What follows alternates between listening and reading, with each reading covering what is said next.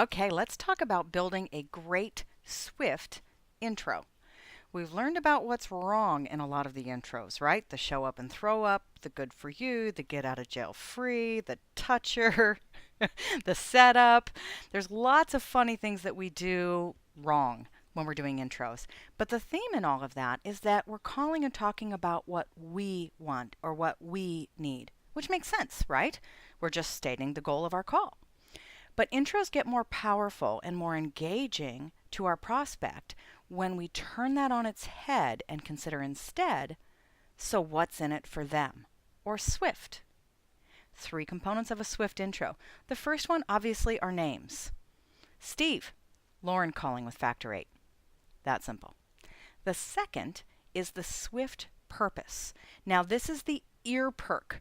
This is you saying the goal of your call, but in a way that piques their interest. So what's in it for them? We'll come back to this.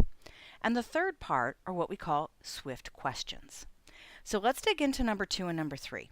The SWIFT purpose is a one-sentence purpose of your call that focuses on what's in it for them.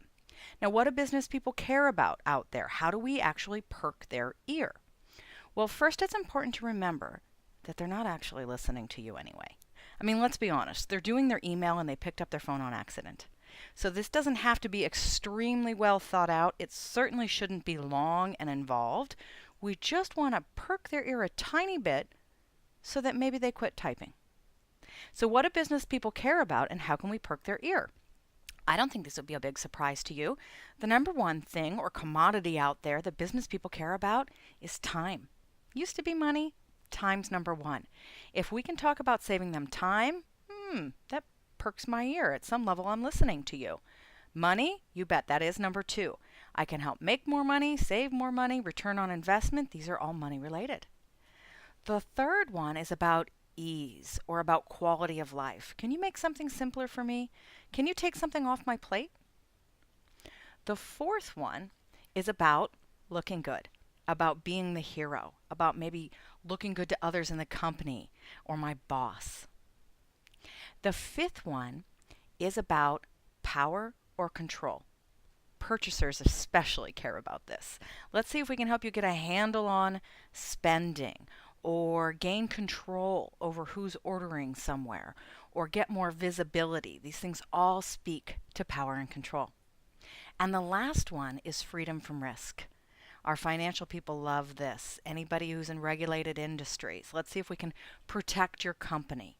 Do you guys remember the old IBM slogan that nobody ever got in trouble for buying IBM? That's about freedom from risk, right? A little bit of looking good too. So when we can perk an ear with a statement like that, very, very briefly, that's what has them pause from typing email. And the third component, the SWIFT question, this is where the rubber really meets the road. The purpose of the SWIFT question is to get your prospect talking immediately. The sooner they start talking, the sooner they stop typing their email and they actually engage with you. And we're going to be a little tricky about this because people aren't necessarily eager to engage with a phone salesperson, right? Big shock to you. But that's the honest truth of it out there. Like we said, they answered the phone on accident. So how do we get them to start talking to us, maybe even despite themselves? Well, we ask easy questions. That's right. No-brainer, closed, rote answer questions. They might even be set-up questions that you already know the answer to. This isn't the time to ask a deep, involved, open question. I know we've been taught for years open questions are the way to go, and they are later in the conversation. An example of a SWIFT question might be, you guys are located there in Columbus, right? It could be, oh, you have an upcoming conference in Chicago, correct? You've got about 100 reps there? I had a rep that worked for me once 15 years ago, best rep I ever had. Hi, Sean Shepard. And he used to ask something he knew was wrong just to get corrected, right? You're the CFO there, correct? No, I'm the CEO. You guys are a division of so-and-so, right? No, we're a division of this company instead.